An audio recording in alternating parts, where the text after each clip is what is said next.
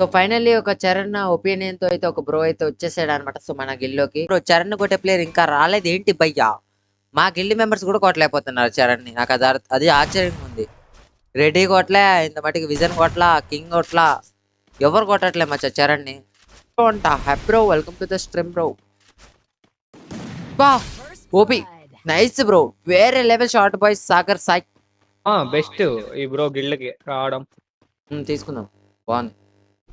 Like Reddy గాడికి పోటీ.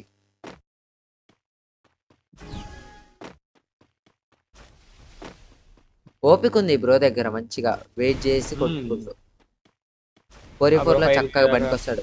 అసలు ఇట్లా ఫైర్ గన్ను కూడా తీయలేదు తెలుసు ఇంత మట్టికి.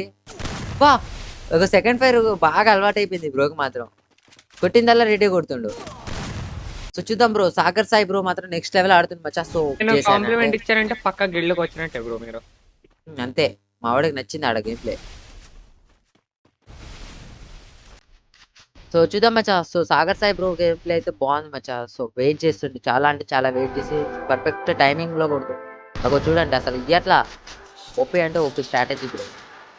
కొట్టడానికి ఆడుతున్నాయి, like like like game play నేర్చుకోవడానికి కాదు, గెలవడానికి ఆడుతుంది.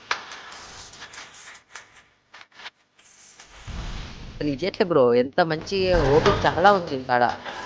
బా ఓపీ. సో మన వాడు తగ్గుతుందా?